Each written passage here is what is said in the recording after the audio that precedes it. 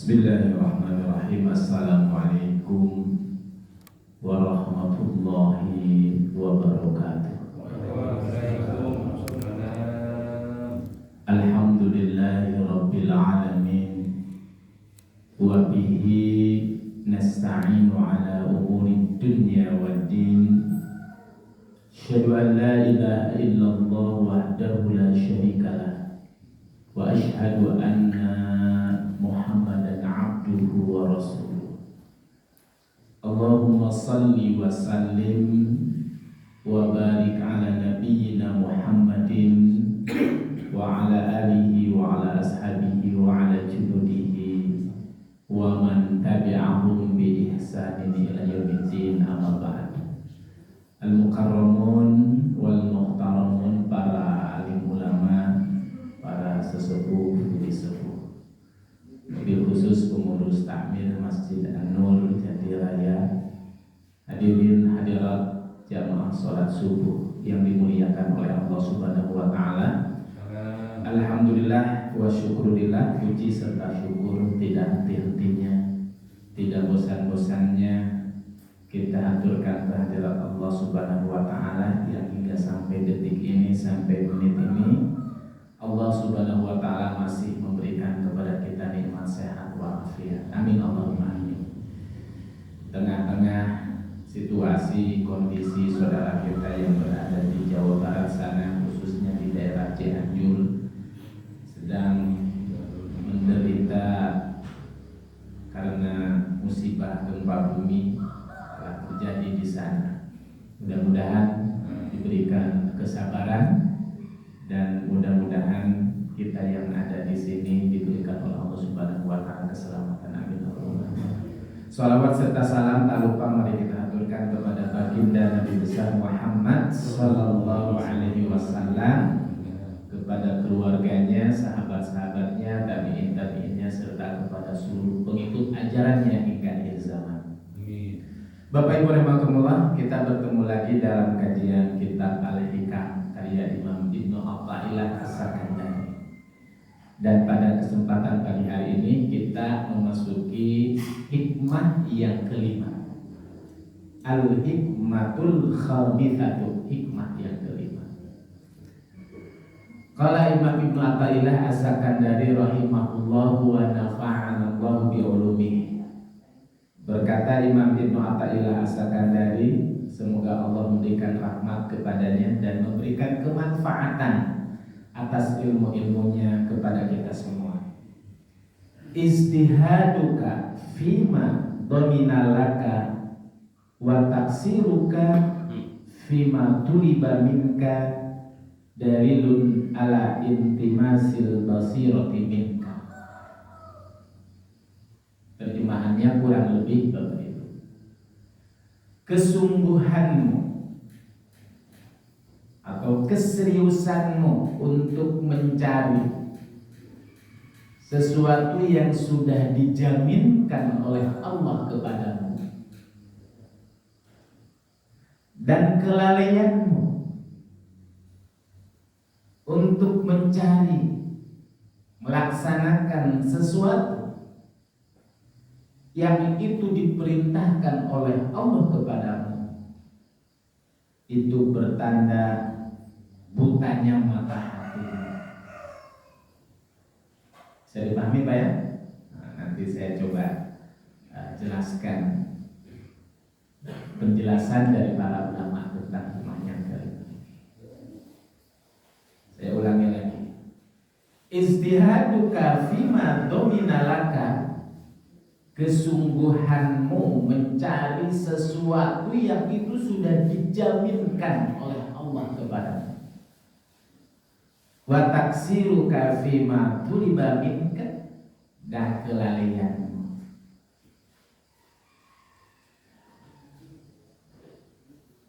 atas sesuatu yang itu justru diperintahkan oleh Allah, dituntut oleh Allah kepadamu. Dalilun ala intimasil basirah minka, itu sebagai pertanda butanya mata hatimu. Bapak Ibu rahimakumullah, sebelum saya menjelaskan hikmah yang kelima ini, ada beberapa istilah kalimat yang ini butuh catatan dan penjelasan. Pertama adalah ijtihad. Tadi saya terjemahkan ijtihad itu kesungguhan, sungguh-sungguh, atau apa Pak? Serius. Kebalikan dari sungguh-sungguh apa Pak? Malih. Tidak sungguh-sungguh ya lari. Nah, ijtihad itu ada pengertian yang lebih khusus lagi sebenarnya ijtihad. Tapi ijtihad ini adanya dalam istilah ilmu fikih dan usul fikih. Suatu ketika Rasulullah memanggil siapa Pak? Sahabat yang bernama Mu'adz bin Jabal, seorang sahabat yang dia akan diutus oleh Rasul untuk berdakwah ke suatu daerah, salah satunya daerah Yaman. Nah, sebelum berangkat ditanya dulu tuh siapa? Mu'adz. Ya Mu'adz, idza urida laka syai', engkau nanti kan akan berhadapan dengan banyak orang, akan berdakwah, bertemu dengan masyarakat. Kalau seandainya disodorkan kepadamu tentang satu permasalahan, fabima taqdi, nah, kamu akan memutuskan di mana tentang hukum, tentang permasalahan. Kata man saat ini kita bilang, ya aku akan putuskan hukum apapun tentang permasalahan itu dengan kitab Allah. Kitab Allah tahu Al-Quran. Al-Quran sumber hukum pertama dan pertama. Ada jawaban. Hukum apapun. Bagaimana kata Al-Quran? Gitu. Terus Rasul berkata, fa'ilam tajid. Tapi kalau seandainya engkau enggak mendapatkan jawabannya, dalilnya dalam Al-Quran, fa'ilam tajid, engkau akan memutuskan bagaimana. Kamu akan berkata, saat di sunnah Rasul, aku akan putuskan dengan sunnah hadis Nabi. Di hukum Islam itu kalau nggak Al-Quran dan sunnah hadis Nabi. Fa'ilam tajid, tapi kalau engkau nggak mendapatkan juga dalam sunnah Nabi, kan sumber hukum Islam itu Al-Quran sunnah. Nah, Muhammad berkata, sa'aztahidu birrahmi, saya akan berijtihad dengan akal saya. Dari beliau ini lahirlah dalam istilah ilmu usul fikih itu namanya apa? Ijtihad.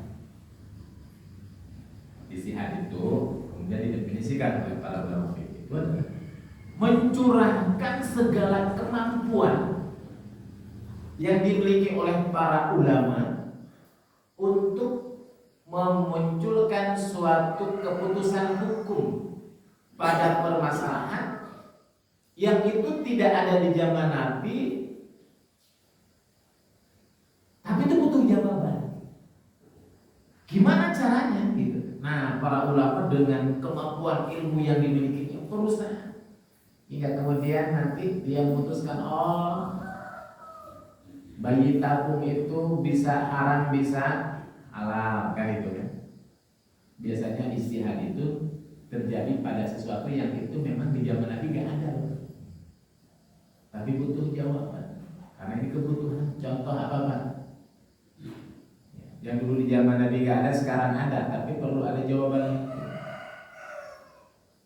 Nah, narkoba, di dalam Al-Quran ada gak ayat yang melarang kita mengkonsumsi narkoba? Ada gak ayat yang menjelaskan bahwa narkoba itu halal dan haram? Kan gak ada, betul apa?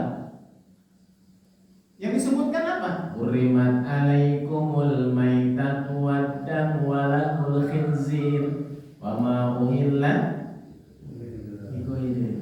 Yang disebutkan itu cuma yang diharamkan adalah bangkai, darah, daging babi, dan sembelihan yang sembelih bukan atas nama Allah dan menyebut bismillah. Ada lagi apa?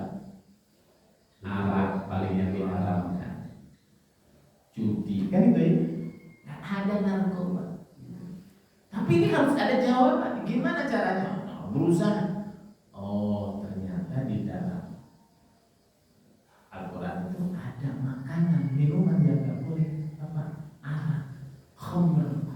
Kenapa khamr itu diharamkan? Oh, karena khamr itu memang memabukkan, salah satunya hikmahnya. Kalau orang sudah mabuk akan banyak kerugian yang dirasakan, didapatkan, nggak ada manfaatnya.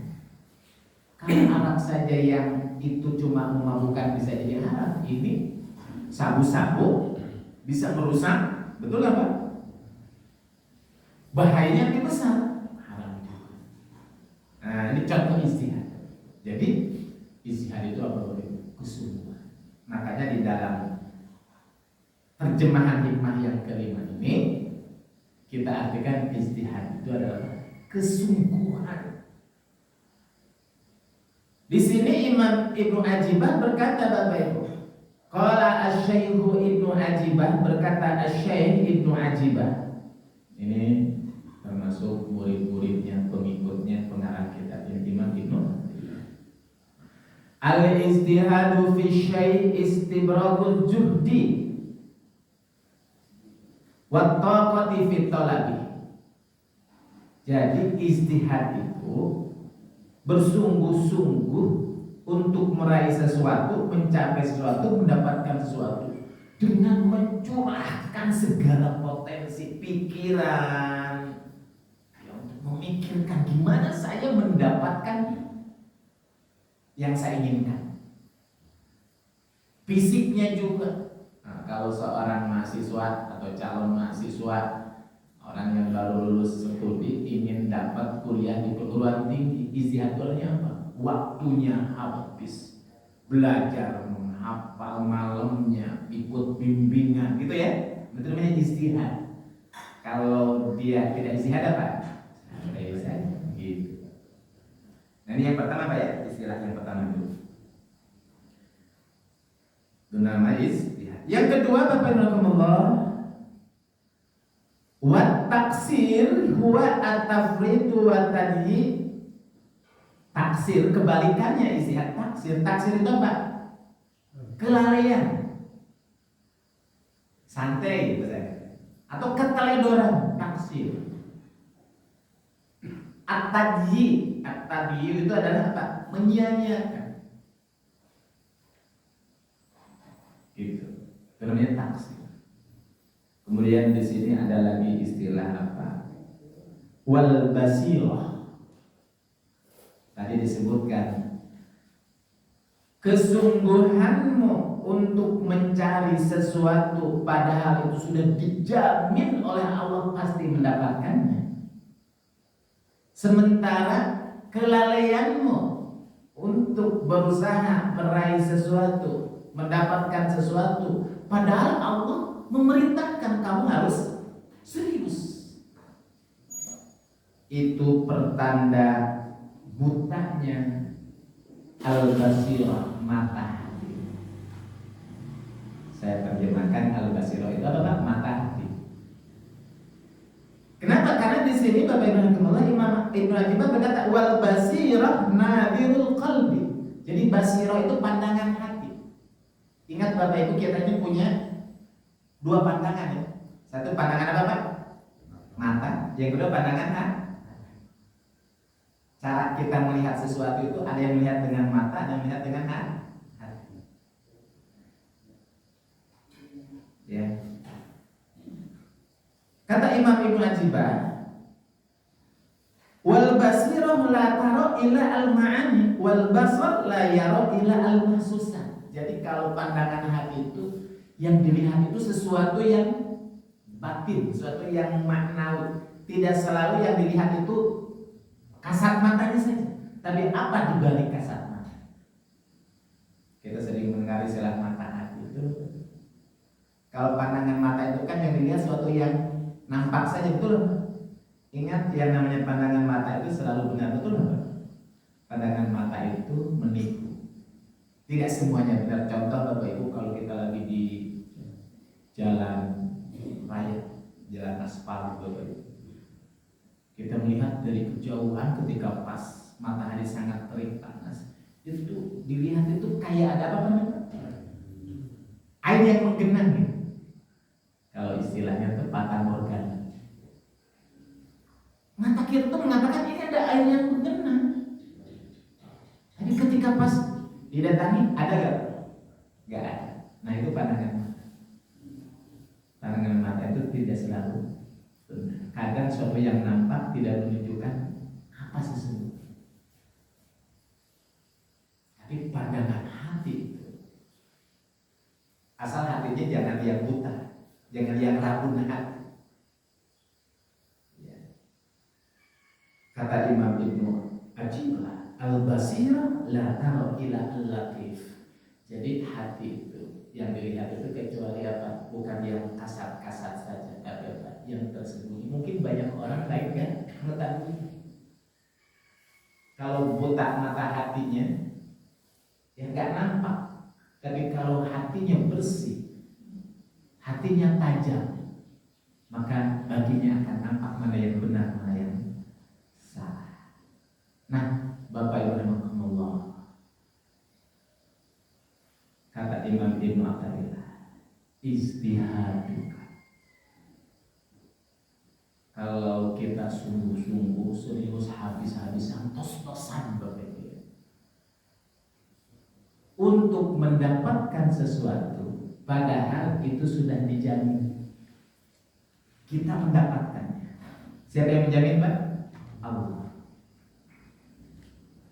Tapi kemudian sebaliknya, sesuatu yang diperintahkan oleh Allah untuk kita serius meraihnya, merencanakan gimana caranya, kita lalai gitu loh. Padahal Allah nggak menjamin ya. Berarti mata hatinya buta. Berarti sebaliknya Bapak, kalau ada orang yang dia itu serius merencanakan, memikirkan, berusaha gimana caranya untuk bisa melakukan sesuatu yang itu diperintahkan oleh Allah. Allah berikan kepada saya, dia merencanakan, berusaha, ya gimana caranya hingga saya bisa. Oh berarti mata hatinya bersih, enggak buta. Bisa dipahami nggak Pak? Saya akan coba jelaskan tambahkan. Bapak Ibu rahimakumullah, untuk memudahkan memahami hikmah yang kelima ini, mungkin saya coba berikan ilustrasi Pak ya. Apa ilustrasinya? Bapak punya pembantu. Kata Bapak itu, kamu angkat, ya, diangkat sama saya sebagai pembantu saya. Kamu sudah jadi pembantu, saya berikan jaminan. Apa jaminannya Pak? Setiap 1 bulan dapat gaji. Itu jamin. Pasti kan? Gitu. Yang kedua Pak, kalau lebaran nanti apa Pak jaminannya? Dapat THR. Pokoknya bajumu, baju anak-anakmu, kebutuhanmu saya jamin. Bahkan mungkin kalau kamu sakit, saya jamin juga. Kenapa? Karena diberikan asuransi BPJS. Udah. Tapi kamu ada tugas. Apa kata kita? Ada kewajiban dan kamu harus lakukan. Apa? 1, datang tepat waktu.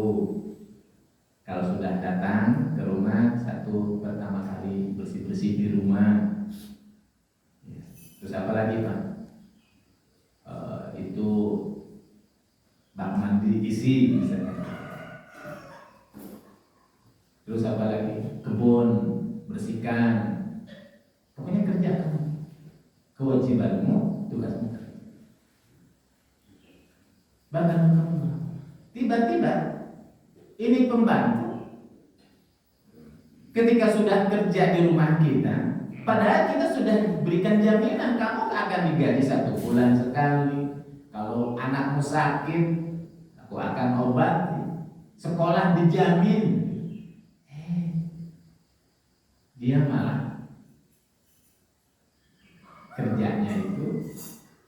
nggak sesuai dengan kesepakatan. Suruh datang jam 7, datangnya jam 9, misalkan gitu. Datang ke rumah, bukannya kerja malah tidur, misalkan gitu. Semaunya aja kerjanya. Kira-kira pembantu itu cerdas nggak Pak? Kira-kira pembantu itu benar nggak Pak? Kira-kira pembantu itu disukai nggak Pak sama majikan? Nah, ibarat seorang pembantu, kalau dikatakan oleh Imam Ibnu Athaillah, itu pembantu mata hatinya itu buta.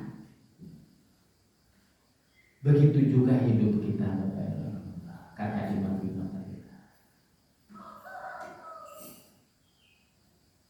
Kalau ada sesuatu yang sudah dijaminkan oleh Allah kepada kita, maka kita gak usah khawatir, gak usah habis-habisan menghabiskan waktu, menghabiskan pikiran untuk mendapatkannya. Sementara yang Allah perintahkan kepada kita, yang Allah tuntut kepada kita, yang kita harus serius justru, yang harus kita tos-tosan, malah kita tidak melakukannya. Nah, berarti orang itu mata hatinya buta. Betul kan? Pertanyaannya apa sih Bapak Ibu di antara sekian yang sudah dijamin oleh Allah itu kepada kita, yang sudah mendapatkan tanggungan dari Allah Subhanahu wa Ta'ala?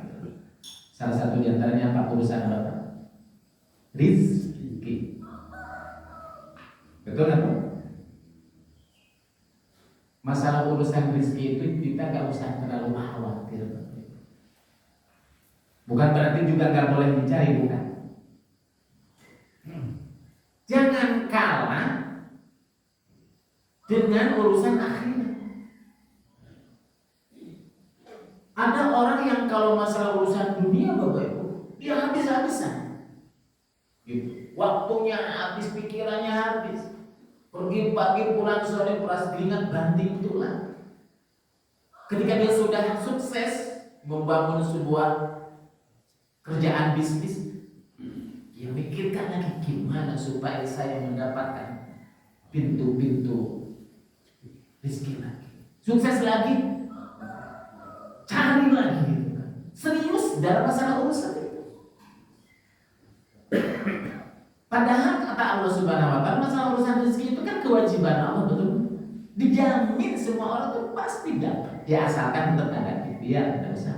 Tapi maksudnya kok kenapa kalau masalah urusan dunia serius? Padahal Allah merintahkan kepada kita ada sebuah perintah yang justru kita harus serius mendapatkannya. Apa yang diperintahkan oleh Allah kepada kita? Apa Pak tugas kita? Wa ma khalaqtul jinna wal insa illa liya'budun. Urusan ibadah kita kepada Allah Subhanahu wa Ta'ala, kita sudah serius, sudah sampai sejauh mana keseriusan kita, maksudnya itu Bapak Ibu. Ya. Kalau masalah urusan dunia rezeki kan Allah sudah menyatakan Bapak Ibu. Apa janjinya dalam Al-Quran? Wa ka'ayyim min dabbatin la tahmilu rizqaha Allahu yarzuquha wa iyyakum. Lihat Bapak Ibu, ini Al-Quran surat Al-Ankabut ayat 6. Wa ka'ayyim min dabbatin. Coba binatang melata mana lagi yang tidak mendapatkan rizki dari Allah Subhanahu wa Ta'ala? Ada bah itu binatang melata. Binatang melata itu apa saja? Ya binatang yang merayap ada di muka bumi. Kata Allah Subhanahu wa Ta'ala, siapa yang memberikan rizki? Allah. Nah, kalau binatang melata saja yang Allah ciptakan gak punya akal, betul apa? Bisa hidup. Coba lihat Bapak Ibu, kamu bawa kudanil. Kudanil gak pernah kuliah tapi badannya gede, betul apa? Gajah pernah sekolah? Enggak, besar tuh badannya gitu. dari mana rezekinya, siapa yang berikan makan. Kata Allah siapa? Aku yang berikan rezeki kepada binatang. Cicak itu aneh Bapak Ibu, binatang yang gak bisa terbang, betul kan? Tapi giliran makan, dia makan binatang yang bisa terbang. Apa Pak? Nyamuk. Padahal cicak tuh gak bisa terbang, tapi kok bisa ya? Siapa yang dengan rezeki Pak? Karena Allah yang berikan rezeki.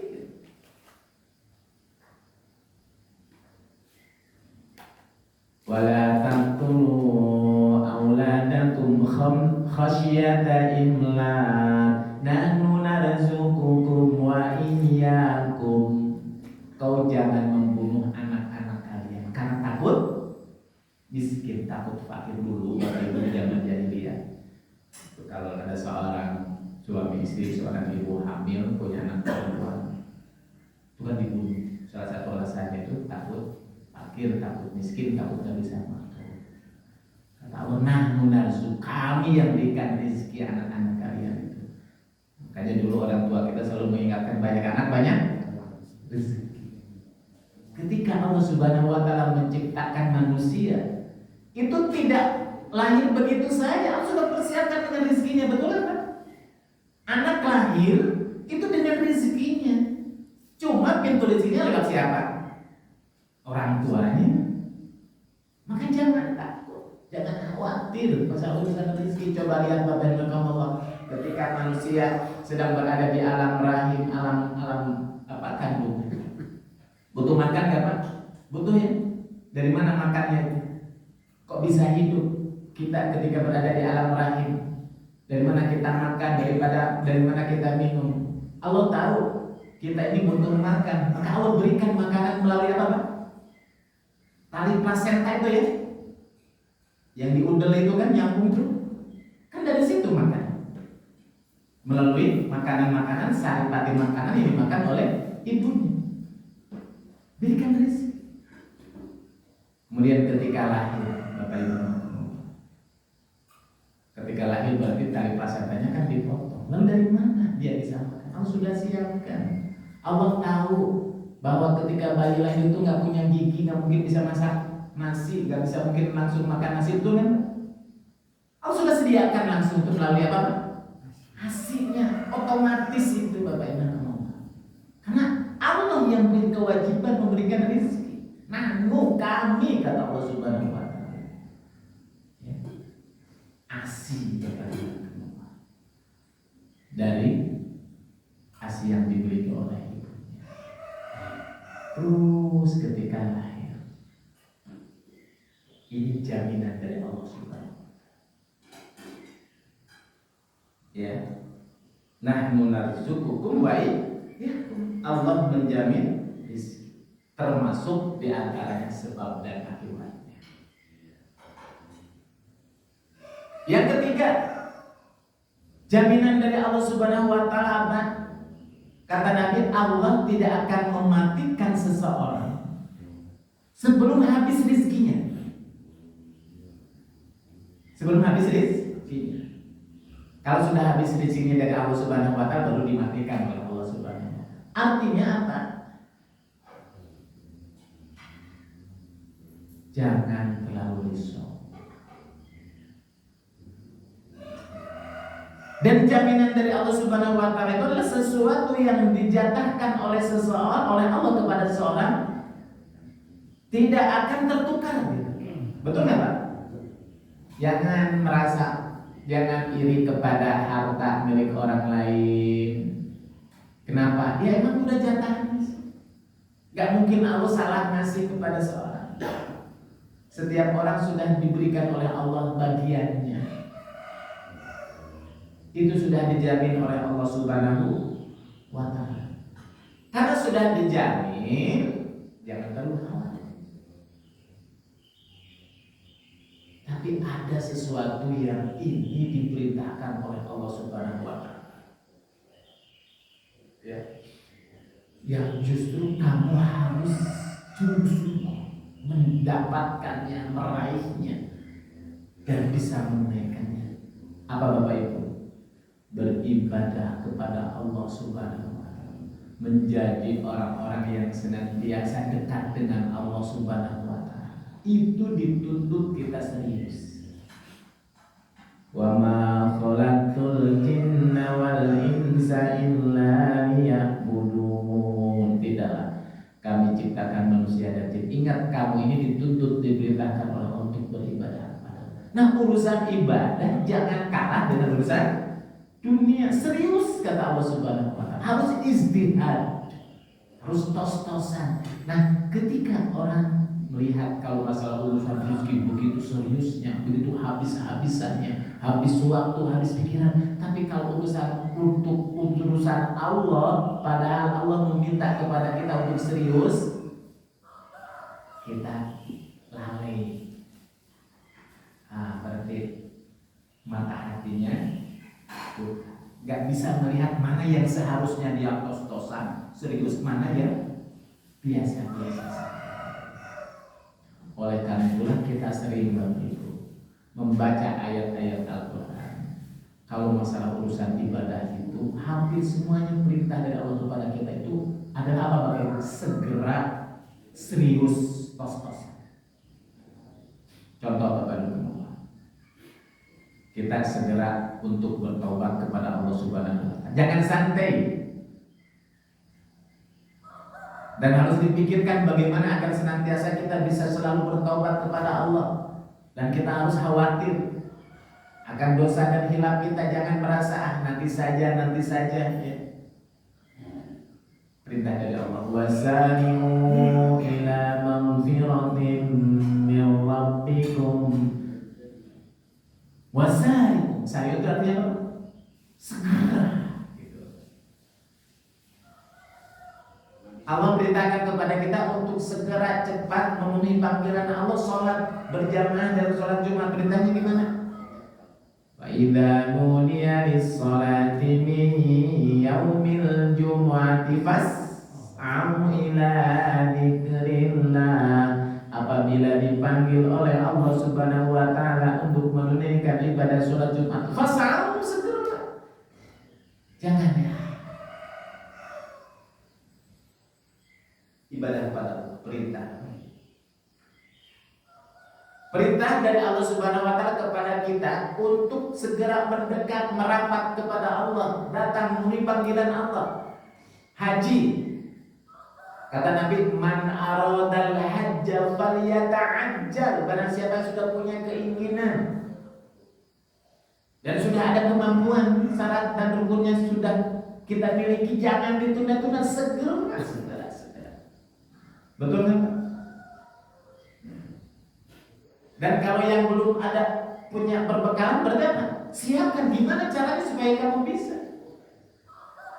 Ada orang yang kalau mau masalah urusan dunia, masalah urusan rumah, masalah urusan kendaraan, rela menyicil sampai sekian tahun supaya saya dapat rumah, saya dapat motor, saya dapat mobil, habis-habisan. Tapi nggak pernah gimana saya supaya bisa haji, cuma ongkosnya 25 juta, dapat antrian doang, gimana caranya? Kayaknya saya belum mampu. Sudah cukup dengan kata-kata kamu.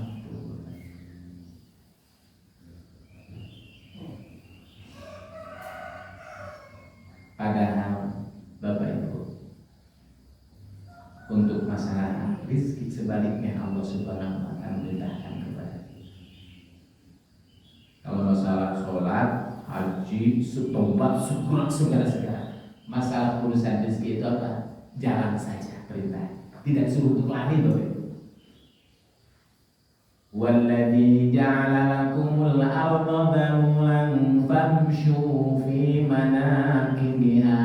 Allah yang telah menciptakan bumi ini datar, mudah, ringan untukmu. Kata Allah, famsu, jalan saja. Famsu itu artinya jalan kaki, Bapak. Tidak suruh untuk berlari. Fi manakibiha, di atas lorong-lorong. Nah, pertanyaannya Bapak Ibu, Allah sudah seberapa serius untuk memenuhi perintah-perintah Allah kepada kita? Pernahkah kita serius selalu berusaha gimana supaya sholat saya ini khusyuk misalkan? Sudahkah kita Bapak Ibu serius mumpung masih ada waktu ini? Allah berikan kepada saya untuk baca Quran. Berusaha belajar bisa baca Quran. Baca Quran yang benar gimana caranya? Bukan nanti saja, bukan hanya baca Quran yang benar, saya tahu artinya. Kita biasa-biasa saja. Dan Bapak Ibu sudah seberapa serius kita sungguh-sungguh dalam mencurahkan segala potensi yang kita miliki, harta kita, pikiran kita, jiwa dan raga kita, di saat kita diminta oleh Allah untuk mendekat kepadanya. Nah, ketika ada seseorang yang dia serius dalam masalah urusan-urusan tanah itu sudah dijamin oleh Allah Subhanahu wa Ta'ala. Sementara dia biasa saja, terledor, santai, atau menyia-nyiakan waktu kesempatan yang ada, diam saja, tidak berusaha, oh berarti mata hatinya buram, intimas itu buta, redup cahaya, sehingga dia tidak bisa membedakan mana yang harus benar-benar tos-tosan, mana yang harus benar-benar serius, mana yang biasa saja, kan sudah dijamin oleh Allah Subhanahu wa Ta'ala. Kalau mata hatinya bersih, jelas, maka dia akan senantiasa berusaha menjadi orang-orang yang senantiasa serius untuk menjadi hamba-hamba Allah Subhanahu wa Ta'ala.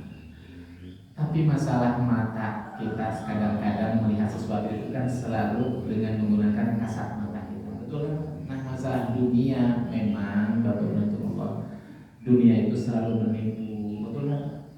Orang banyak selalu melihat orang bahagia, orang sukses itu ketika dia memiliki apa Bapak Ibu, uang yang banyak.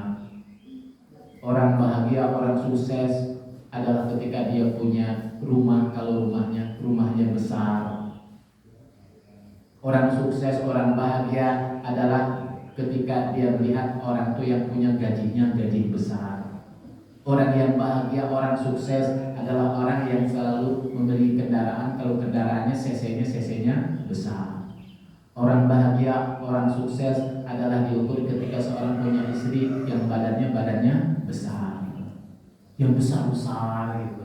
Kenapa? Memang pandangan mata kita begitu. Tapi apakah itu? Kata Allah, bukan. Ada sesuatu yang maha besar yang kalian harus lari mendapatkannya. Apa? Wasari'u ila maghfiratin min rabbikum wa jannatin 'arduhas samawati wal ardh. Lari, segera usahakan untuk mendapatkan kebahagiaan. Kebahagiaan yang hakiki, kebahagiaan yang abadi. Apa? Kenikmatan akhirat kelak. Kenapa? Kalau dunia berapa lama sih kita bisa menikmati dunia? Betul kan? Kita bisa menikmati indahnya berada di sebuah rumah yang megah. Berapa lama kita? Kata Nabi, inna umatku baina sittin wa sab'in. Nanti juga akan ditinggalkan. Makanan yang enak-enak, yang lezat-lezat, berapa lama sih? Nikmat dunia itu batasannya cuma sejengkal saja. Ketika lewat tenggorokan saja, setelah masuk mulut kan semuanya sama. Bahkan yang ketika dikeluarkan dari mulut juga sama. Tapi ada nih yang kamu harus kejar, harus cari nih. Apa? Kehidupan hakiki, kebahagiaan sesungguhnya, kebahagiaan sejati, kebahagiaan yang gak ada putus-putusnya, gak ada kematian lagi, gak ada batas akhirnya. Kholidina fiha abadan abada. Tapi kadang kata Allah, bal tu'thirunal hayatad dunya. Banyak orang yang mengejar kehidupan dunia serius tos-tosan. Wal akhiratu khairun wa abqa. Padahal kenikmatan akhirat itu khairun, lebih baik dan kekal. Cari, kejar itu dengan cara untuk dia menjadi hamba Allah, mendekat kepadanya. Dan kita harus serius. Maaf, bukan berarti gak boleh serius dalam mengejar dunia. Dan itu juga diperintahkan oleh Allah, kan? Wabtaghi fima atakallahu daral akhirah. Cari kehidupan akhirat kata Allah. Itu yang pertama. Tapi wala tansa nasibaka minad dunia. Tapi kau juga jangan melupakan kehidupan dunia. Silahkan. Nah, ibu rahimakumullah, bapak-bapak, mari kita serius. Kita tos-tosan. Kita curahkan segala potensi yang kita ada untuk meraih sesuatu yang itu diperintahkan oleh Allah Subhanahu wa Ta'ala. Mari kita perbaiki kualitas sholat kita, serius, jangan melalaikan. Mari kita penuhi semua panggilan Allah Subhanahu wa Ta'ala, serius, jangan ditunda, jangan nanti, jangan biasa-biasa saja. Ingat, ketika kita lalai, ketika kita santai untuk melakukan sesuatu padahal Allah merintahkan kepada kita untuk serius menunaikannya, sementara kita tos-tosan, sungguh-sungguh sesuatu yang itu sudah dijamin, berarti mata batin kita, mata hati kita itu sudah. Ingat, pandangan hati itu lebih tajam daripada pandangan Bapak Ibu Allah. Itu kurang lebih pesan, maksud, hikmah dari hikmah yang terima dari Imam Ibnu Athaillah As-Sakandari. Mudah-mudahan bermanfaat, yang benar dari Allah dan Rasulnya, yang salah dari kehilapan saya pribadi. Wallahul muwaffiq ila aqwamit thoriq. Wassalamualaikum warahmatullahi